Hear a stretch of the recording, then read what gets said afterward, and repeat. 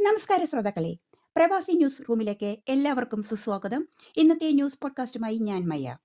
ആദ്യമായി ഓസ്ട്രേലിയൻ വാർത്തകൾ. ഓസ്ട്രേലിയയിൽ പുതിയ അവസരങ്ങൾ തുറന്നു നൽകിക്കൊണ്ട് രാജ്യത്ത് താമസിക്കുവാനും ജോലി ചെയ്യുവാനും ആഗ്രഹിക്കുന്ന യുവ ഇന്ത്യൻ പാസ്പോർട്ട് ഉടമകൾക്ക് വലിയ പ്രതീക്ഷ നൽകുന്ന 2026-27 വർഷത്തെ വർക്ക് ആൻഡ് ഹോളിഡേ വിസ ബാലറ്റിനായുള്ള തീയതികൾ ഓസ്ട്രേലിയൻ ആഭ്യന്തര വകുപ്പ് ഔദ്യോഗികമായി പ്രഖ്യാപിച്ചു. ഇന്ത്യയിൽ നിന്നുള്ള അപേക്ഷകരുടെ എണ്ണം വളരെ കൂടുതലായതിനാൽ തികച്ചും സുതാര്യമായ ഇലക്ട്രോണിക് റാൻഡം ബാലറ്റ് സംവിധാനം വഴിയാണ് അപേക്ഷകരെ തിരഞ്ഞെടുക്കുന്നത്. പ്രതിവർഷം 1000 വിസകൾ മാത്രമാണ് ഈ വിഭാഗത്തിൽ അനുവദിക്കുന്നത്. ഓസ്ട്രേലിയയിൽ ദേശീയ കുറഞ്ഞ വേതനം ജൂലൈ 1 മുതൽ ഏകദേശം 5.97% വർദ്ധിക്കും. ലക്ഷക്കണക്കിന് തൊഴിലാളികൾക്ക് ഗുണകരമാകുന്ന വേതന വർധനവിന് ഫെയർ വർക്ക് കമ്മീഷൻ അംഗീകാരം നൽകി. കുറഞ്ഞത് 6% വേതന വർധനവ് അനുവദിക്കണമെന്നായിരുന്നു ട്രേഡ് യൂണിയനുകളുടെ ആവശ്യം.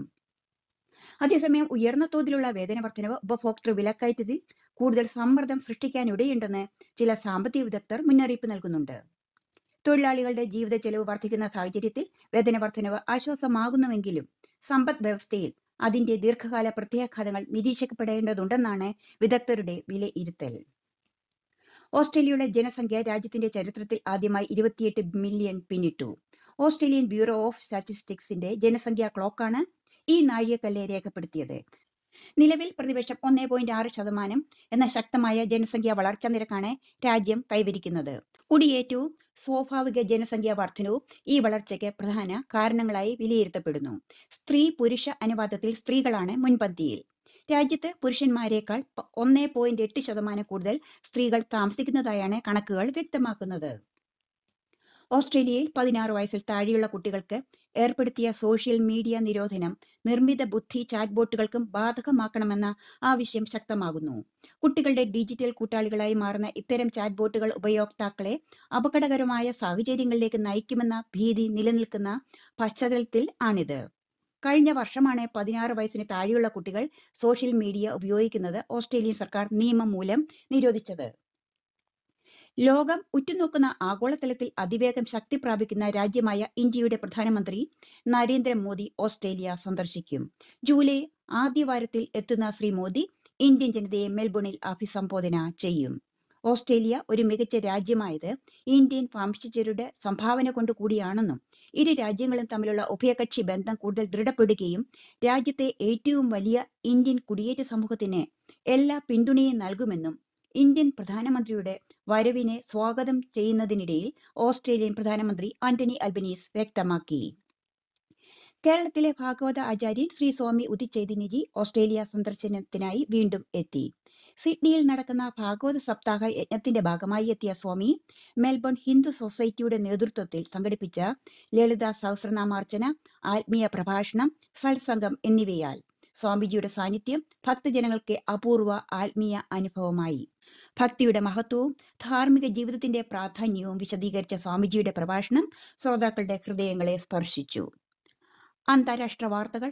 ലോകത്തിലെ തന്ത്രപ്രധാനമായ ഹോർമുസ് കടലിടുക്ക് ലക്ഷ്യമാക്കി ഇറാൻ അയച്ച 4 ആക്രമണ ഡ്രോണുകൾ വെടിവെച്ചിട്ടതിന് പിന്നാലെ അമേരിക്ക ഇറാന്റെ തീരദേശ നിരീക്ഷണ റഡാർ കേന്ദ്രങ്ങൾക്ക് നേരെ ശക്തമായ വ്യോമാക്രമണം നടത്തി. അന്താരാഷ്ട്ര തലത്തിൽ വലിയ പ്രാധാന്യമുള്ള ഹോർമുസ് കടലിടുക്ക് മേഖലയിൽ കടുത്ത രാഷ്ട്രീയ സൈനിക സംഘർഷങ്ങൾ കൂടുതൽ വഷളാക്കുന്നതാണ് ഏറ്റവും ഒടുവിൽ പുറത്തുവരുന്ന ഈ പുതിയ സംഭവ വികാസങ്ങൾ. ചൈനീസ് ടെക് കമ്പനിയായ ബെസ്റ്റ് ഡാൻസിന്റെ സഹസ്ഥാപകനായ ഷാങ് ഇമിങ് ഏഷ്യയിലെ ബ്ലൂംബർഗ് ബില്യണേഴ്സ് ഇൻഡെക്സ് പ്രകാരം 2ാമത്തെ സമ്പന്നനായി ഉയർന്നു. അദ്ദേഹം ഇന്ത്യയിലെ വ്യവസായ പ്രമുഖനായ മുകേഷ് അംബാനിയെ പിന്തള്ളിയാണ് ഈ നേട്ടം കൈവരിച്ചത്. ഇതോടെ അംബാനി ഏഷ്യയിലെ 3ാമത്തെ സമ്പന്നനായി മാറി. 1ാം സ്ഥാനത്ത് $117.4 ബില്യൺ ആസ്തിയുമായി ഗൗതം അദാനി തന്നെ തുടരുന്നു. ഇന്ത്യയിൽ നിന്നും അമേരിക്കയിലേക്കുള്ള ഇറക്കുമതികൾക്ക് 12.5% അധിക തീരുവ ചുമത്തുവാൻ അമേരിക്കൻ ട്രേഡ് റെപ്രസെന്റേറ്റീവ് നിർദ്ദേശം മുന്നോട്ട് വെച്ചു.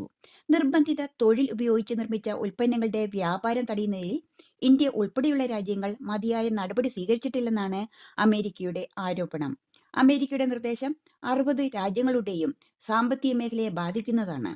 ഇന്ത്യയും അമേരിക്കയും തമ്മിലുള്ള വ്യാപാര കരാർ സംബന്ധിച്ച ചർച്ചകൾ പുരോഗമിക്കുന്നതിനിടെയാണ് ഈ നീക്കം. ഇന്ത്യൻ കേന്ദ്രതല വാർത്തകൾ.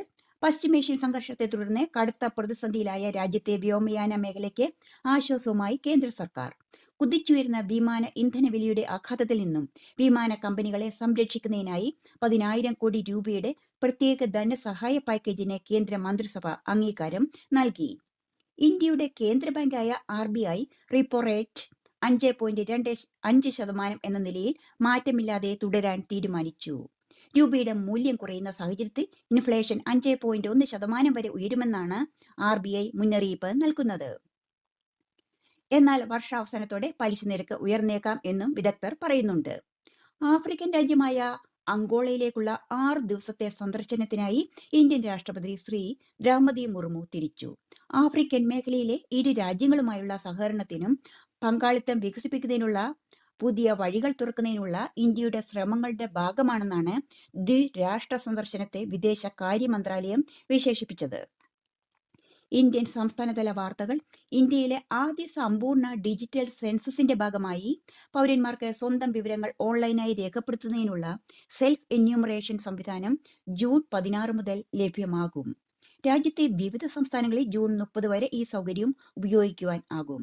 ജൂലൈ 1 മുതൽ 31 വരെ സെൻസസ് ഉദ്യോഗസ്ഥർ വീടുകളിലെത്തി വിവരശേഖരണം നടത്തുന്നതിന് മുന്നോടിയായാണ് കുടുംബാംഗങ്ങളുടെ വിവരങ്ങൾ സ്വയം ഓൺലൈൻ പോർട്ടൽ വഴി സമർപ്പിക്കുവാനുള്ള അവസരം ഒരുക്കിയിരിക്കുന്നത്. വെബ് പോർട്ടലിൽ സെൻസസുമായി ബന്ധപ്പെട്ട ചോദ്യങ്ങൾക്ക് മറുപടി നൽകി വിവരങ്ങൾ പരിശോധിച്ച ശേഷം അന്തിമ സമർപ്പണം നൽകാം. 3 പതിറ്റാണ്ടിലേറെ നീണ്ട അഭിനയ ജീവിതത്തിൽ ഹാസ്യവേഷങ്ങളിലൂടെയും ഗൗരവമുള്ള കഥാപാത്രങ്ങളിലൂടെയും വ്യക്തിമുദ്ര പതിപ്പിച്ച ദേശീയ പുരസ്കാര ജേതാവും മലയാള സിനിമയിലെ അതുല്യ ഹാസ്യനടനുമായ സലീം കുമാർ അന്തരിച്ചു. ആരോഗ്യനില ഗുരുതരമായതിനെ തുടർന്ന് അദ്ദേഹം കൊച്ചിയിലെ ആശുപത്രിയിൽ വെന്റിലേറ്റർ സഹായത്തോടെ ചികിത്സയിലായിരുന്നുവെന്നാണ് റിപ്പോർട്ടുകൾ. നേരത്തെ കരൾ സംബന്ധമായ അസുഖത്തെ തുടർന്ന് കരൾ മാറ്റിവെക്കൽ ശസ്ത്രക്രിയയും അദ്ദേഹം നടത്തിയിരുന്നു. ആദാമിന്റെ മകൻ അബു എന്ന ചിത്രത്തിലെ അഭിനയത്തിന് അദ്ദേഹം മികച്ച നടനുള്ള ദേശീയ ചലച്ചിത്ര പുരസ്കാരം നേടിയിരുന്നു.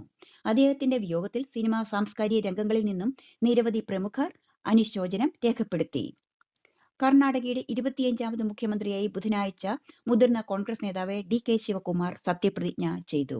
ശിവകുമാറിനൊപ്പം മുതിർന്ന കോൺഗ്രസ് നേതാവ് G പരമേശ്വരിയും മറ്റു 12 പേരും സത്യപ്രതിജ്ഞ ചെയ്തു.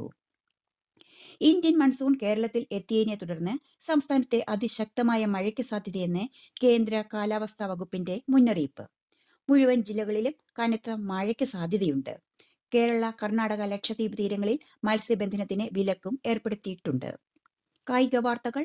ഇന്ത്യയും ന്യൂസിലൻഡും തമ്മിലുള്ള കായിക ബന്ധത്തിന്റെ ശതാബ്ദി ആഘോഷങ്ങളോട് അനുബന്ധിച്ച് ഈ വർഷം അവസാനം ഇന്ത്യൻ ക്രിക്കറ്റ് ടീം ന്യൂസിലൻഡിൽ വിപുലമായ ഒരു പര്യടനത്തിന് ഒരുങ്ങുന്നു. 5 T20 അന്താരാഷ്ട്ര മത്സരങ്ങളും 5 ഏകദിന മത്സരങ്ങളും 2 ടെസ്റ്റ് മത്സരങ്ങൾ ഉൾപ്പെടുന്ന ഈ പര്യടനം ന്യൂസിലൻഡ് ഇതുവരെ ആതിഥേയത്വം വഹിച്ച ഏറ്റവും വലിയ പുരുഷ ദ്വിരാഷ്ട്ര പരമ്പരയും ഒരു സന്ദർശക ടീമിനെതിരെ രാജ്യം നടത്തിയ ഏറ്റവും കൂടുതൽ മത്സരങ്ങളും ആയിരിക്കും. ജൂൺ 11 ആരംഭിക്കുന്ന ഫിഫ ഫുട്ബോൾ ലോകകപ്പിന്റെ ആവേശ കാഴ്ചകളിലേക്ക് കായിക ലോകം കൺതുറക്കാൻ പോവുകയാണ്. അരിയും തലയും മുറുക്കി ലോകകപ്പിനായി ടീമുകൾ മാറ്റൊരുക്കാൻ പോകുമ്പോൾ പതിവ് പോലെ ഫുട്ബോൾ ലോകത്തിന്റെ മുഴുവൻ ശ്രദ്ധയും ലയണൽ മെസ്സിയിലേക്കും ക്രിസ്ത്യാനോ റൊണാൾഡോയിലേക്കും ഒപ്പം ഏത് നിമിഷത്തിലും കളി മാറ്റിവെക്കാൻ കെൽപ്പുള്ള Erling Haaland, Kylian Mbappe, Lamine Yamal തുടങ്ങിയ പ്രതിഭകളിലേക്കുമാണ് അതത് രാജ്യങ്ങൾ ഇപ്പോൾ ഉറ്റുനോക്കുന്നത്. നിങ്ങൾ ഇപ്പോൾ കേട്ടത് പ്രധാന മലയാളം ന്യൂസ് പോഡ്കാസ്റ്റ്. വാർത്തകൾ എഴുതി വായിച്ചത് ഓസ്ട്രേലിയയിൽ നിന്നും മയ. എല്ലാ ശ്രോതാക്കൾക്കും ശുഭദിനം ആശംസിച്ചുകൊണ്ട് നന്ദി, നമസ്കാരം.